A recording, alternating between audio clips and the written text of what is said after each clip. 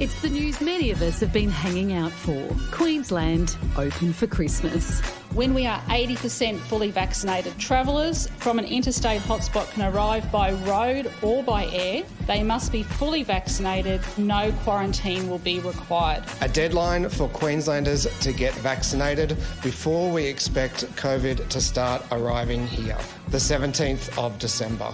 A neat summary of the problem faced by COVID-0 states, how to manage the spread after opening. Our health system will manage extra people coming into our hospitals and our ICUs. That will absolutely happen. We don't really want the borders open because we're frightened. The Delta strain will get here and go crazy in Queensland and we'll get lots of people catching COVID. WA2 starting to prep its people for mask wearing and restrictions when the virus arrives. Well, we're a bit scared, aren't we? Because there's a lot of people that aren't vaccinated. We've got to return to some sort of normality eventually, and it's kind of like that short-term pain for long-term gain. The Premier indicating 80% may not be enough. Between 80 and 90% vaccination rates, and then we'd set a date. We're not going to brush this, and we're not going to put Western Australians' lives at risk simply to match the commentary of eastern states. Tasmania too, a 90% outlier. All other states and territories cautiously committed to reopening, as more restrictions eased in New South Wales today.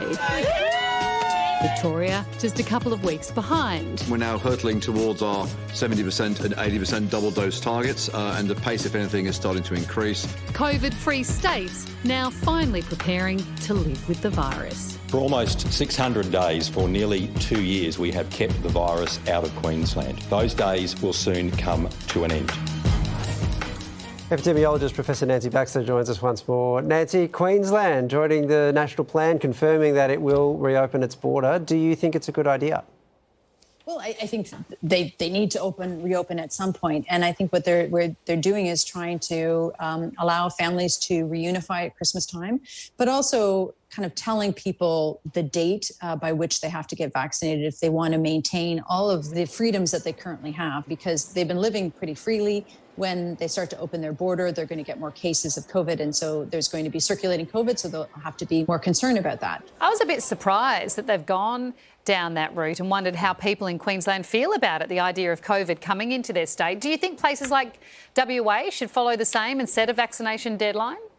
Well, I think that they're likely going to have to. I mean, they kind of can determine their own path. And I think it is important that the states with zero COVID do determine their own path in terms of what's best for the people within their state. Plus, because they haven't had big outbreaks of COVID, people haven't been as motivated to get vaccinated. So hopefully this is going to be the nudge that gets people to get vaccinated in Queensland. Yeah, you mentioned Queensland and what's going to happen there. The other East Coast states, New South Wales, Victoria, the ACT, we're all celebrating Freedom Days. But I guess what's going to happen with the South Australia, West Australia people and the Northern Territory, they're going to have to realise that they are going to have to do things we've been doing. How quickly would you expect COVID to break out in those places? I would expect there to be COVID in their populations quite quickly. Within a week of the outbreak kind of really starting in New South Wales, you already had incursions to 3 states. Queensland has set in place a number of restrictions that are going to help to diminish the impact of that, at least till they're 90% double vaccinated. So they've put things in place that will hopefully reduce the risk of somebody coming into the state with COVID-19. And so other states are going to do things like that as well, at least till the vaccination rates are very high. Nancy, New South Wales, they've been a week out of lockdown now. We haven't seen an explosion of cases. In fact, numbers are still going down. What can we read into that? Well, I think that what it demonstrates is how much better it is to go into opening with a low number. I don't think we're going to see the same thing happening in Melbourne as we loosen up restrictions. So the other thing is, with the new freedoms today, I think it's almost certain that the case numbers are going to go up in the near future.